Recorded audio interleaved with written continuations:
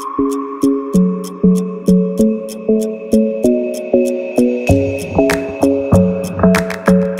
fights. So displacement can be super strong against Xayah from her doing damage in fights. Where she really struggles is staying in them. And despite the look at the, it was good. It felt like every Call of Duty campaign put together. That's an insult. Well, that's going to be a flash knock up here coming through from Umti. Kuro's still going low. One more hit would do it. He's got the ultimate, the Void Rush. Takes him down, first blood. Now, look at the builds from Afreeca. Marin, Rod of Ages. Kuro, Rod of Ages tier. That's where it takes damage. Some sick damage. Now they're coming through. Umti getting ready to join in. Doesn't have to tunnel to make it over the wall, but might not even need it. His spirit goes very low, and the final Mantra Q will take him down. Kuzan now with the tether. They won't be able to get in on top. Coming in, Marin style. Yeah, Marin wrapping around the backside. Kuzan here. Body slams forward. Not going to find Kuzan. Pins him into the wall, and Spirit does land that Sonic Wave to go in for the Resonating Strike. Kuzan going low. Can he get a shield onto himself in time? Looks like it's still not going to be enough, as he will fall. Afreeca Freecs finally put a kill on the board. Won't be able to do so as the Chain of Corruption does come out from Teddy, locking them in. Kuzan used to stand aside, or the W, and gave the snare over to Marin. Oh yeah, that's going to be the explosive cast. Just pinned into the wall, even with the slicing maelstrom. The stun's not going to be enough. Kramer with a second kill on the board now for Afreeca. One for him, one for Spirit. Was the fight that Afreeca wanted? Only one kill, but they're going to turn to the Mountain Drake. Oh, that was damn close by Kuzan. Doesn't come up with the steal. Spirit didn't want a minimum from what was a there you go, great situation for them. They will get this inner turret. They're looking for a game breaker, and they don't get that, and that's Nari. Pushing forward, looking for Kramer. Snowflower right in on top, and headbutts him back in. Pulverize coming through, and that's just going to be the first one going down. Teddy, as the goal gets picked up here for Kuro. Umti dangerously low. A couple more shots from the Baron would take him out. He has to hightail it. Now Afreeca, they're just going to go ahead and start this one up. Snowflower, I mean, had the engage, had Kramer. What you would have thought would be dead to rights, but just could not find the lethal damage, and now it's going to be Baron going over to Afreeca Freecs. They thought they had the pick, but the rest of Afreeca was there looking for another pick. Speaking of, onto Kuzan. No ultimate for Marin. Cast, so it seems like he might be able to walk out of this one with his life. Spirit goes forward, helps take down Snowflower. Another kill over to Afreeca. And it looks like they'll be able to catch him. Yep, he even hit the ult. Very nice. Bro. All right, it's just going to be the solo kill. Uses cleanse, just a party cleanse there. Had a forward turret, so they've tied that up. And now they're looking for an Elder Dragon, so two buffs, not the greatest, but Cloud and Mountain going to be amplified. I like to feel like Afreeca Freecs will always play at minimum a certain percentage of a perfect game. So far they've had 2 true perfect games, but there's always little passages of plays, especially in Killable in this game. With the Gargoyle Stone Plate, he doesn't give a care in the world. Iksu, we'll see how far the Lightning Rush can take him this time.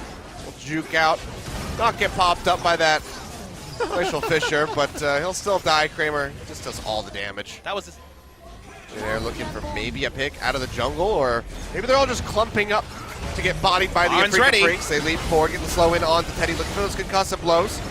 It's knocked back up the lane a little bit there by the explosive cask as Spirit goes forward.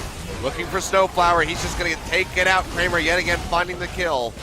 The late double for him, turret will be broken, inhibitor now exposed. Afreeca can just do whatever the hell they want in the base of Jin Air at the moment. Force their way, as you say, to their first inhibitor of the game, feeling like maybe they can be the ones to pick up the Baron with the lower health bars from Afreeca. Well, MT is walking in, he's just going to be face checking, and well, he's going to die as Kuro finds the kill, so no more smite. TP coming through from Iksu. He tries to join in the fight, the slicing maelstrom is not available. Petrifying Gaze connects onto him. He'll get popped back by minimal capitalization here from the side of Jin Air. They will be sticking around trying to kill this though. Kuro's still able to walk up and wave clear. Well, Snowflower yet again going in. 3-man Pulverize does come through, but Kuro's still alive. Kites his way back in underneath the turret. Now they're trying to turn this thing around. Teddy going low, jumps over the wall. Spirit on his heels, pops the concussive blows, kicks him back in. And is just looking to deliver him into the rest of the squad for the kill, and Kuro will be able to snatch that one up. Kuzan, the only remaining... He's back alive, so maybe the game won't end on this push, but it's like it's kind of been on that wind-up for about the last 5 minutes or so. Second inhibitor crashed down by Afreeca Freecs. Still 35 seconds for Teddy. So maybe they'll try and close it right now. Seems like that might be the case here as Kramer is still full HP. He going forward, looking for the hit, but the Petrifying Gaze locks him up yet again, straight into concussive blows. And Kramer finds another kill for himself on this side, and now 12-2. The overall scoreboard, not sure how many of these are his, but you have to imagine it's a damn lot of them. Second Nexus turret getting ready to go down. Snowflower going forward with the Feather Storm from Kramer, jukes it out, keeps himself up into the air. As he tries to finish off the Nexus, he will die in the end, but a couple more hits do take it down. And Afreeca Freecs, after being behind for the majority of the early into the mid game, turn things around, and Jin Air, there's a question of what's next. They ran out of ideas, and Afreeca, they took the helm. If there was a subtitle for this game, it will be Outscale the Game. Coming through from Afreeca Freecs, very clean. Went for so many stacking items, anyone, an analyst from Season 3 could be transported into this game and know what was going to happen, and yet Jin Air seemed dumbfounded when they got in a very decent spot in the early game, did what they needed to do, and then kind of just fell apart, didn't take any more advantages. The Rod of Ages power spike, the Ceres Embrace power spike, everything happened on the side of the Afreeca Freecs, and then the better team fighting comp work with the item scalings. So surprising, Achilles. I just imagine D-Man casting this and just, screaming, "I do not believe this." I think he would have very much believed this. Yeah, I think it's pretty straightforward there. He would have held his disbelief. Maybe you would say I very much. So they lock it in, and Ixu will be running on the Kled that he had started off with a very long losing streak on. Picked up 2 victories this season, so Kled shaping up better. So he'll just go back into the jungle. Go hunting. Now going to spot him out. He's rather low. Sonic Wave comes in, Resonating Strike, and just one more auto attack. While knocked up, Spirit comes up with first blood. You don't always see it rushed on Caitlyn, which is like the one. Snowflower though pushing forward. Ash Arrow straight into that. Glacial Fissure will take him down. Now Umti in the spot of bother. Dives in, looking for the ultimate onto Kramer, just really to get himself out of there. He's the one that has to back off. A couple of summoners down, so at least something, but you're right. And launch it in mid lane. How much of this mid lane turret can they get? They don't have Mara in there. And they can't Teleport really push coming up in. For this one. Yeah, Ixu coming around the backside, throws out the charge, hops in straight in onto Kuro, pulls him back in as he goes low. Shield helping to keep him alive now. Tuesday with a turnaround. Does land that Glacial Fissure, popping them up, but he'll get Petrifying Gazed on. He'll go down. They turn in, find Spirit as well. One answering kill coming out from Kuro and Kramer as they take down Umti. Rift Herald does go ahead and claim the turret. 2 for 1, and okay. All right, Ixu. He's feeling better about himself. He's got Skull again, but for how long? Charges forward here. Equalizer getting a bit of damage in it. He's about to get dismounted as Spirit does arrive. Tempest will take him off as he tries to run away, but Spirit has a Resonating Strike, takes him out, and Kuro was on the backside. Just it. They invest enough members.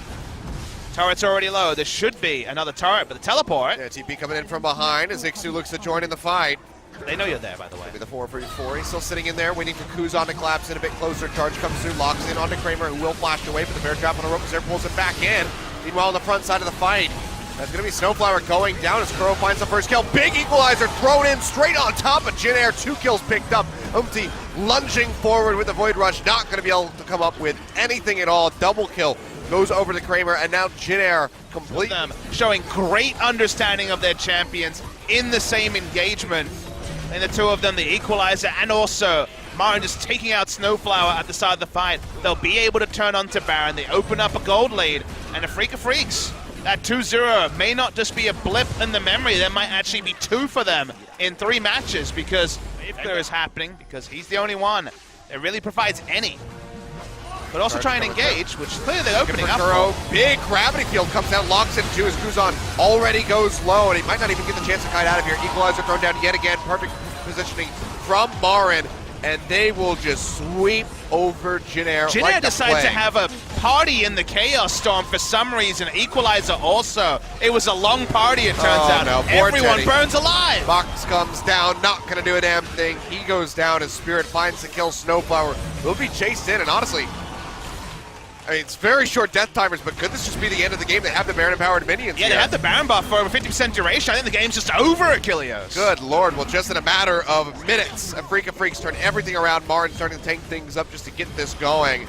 First one to spawn will be Umti in 4 seconds, but you have to expect that he can't do a damn thing about this one. 27 minutes just about on the clock. Afreeca Freecs, after a turnaround victory in game 1, just completely stomp out Jin Air from one fight. Yep, I mean, there was two. The last one kind of accelerated the game. It seemed like you were already getting that there. was when the stomping began. Definitely. The second fight where Kuro just said, okay, I'm standing to attention, put down the gravity field, put on the Chaos Storm. 4 people took about 5 ticks of it. They just walked into it all. They were having a party, Achilles, so like, this is cool, I guess. Then the equalizer was there when they tried to leave the party.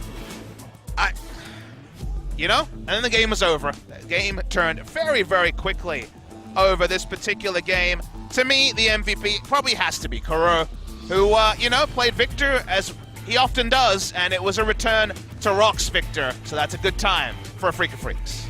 Good job overall there. Didn't look to pull it to the late game, just pulled the trigger, and it was the wrong trigger. It was a self-inflicted ending of the game at 2016 minutes. 2016.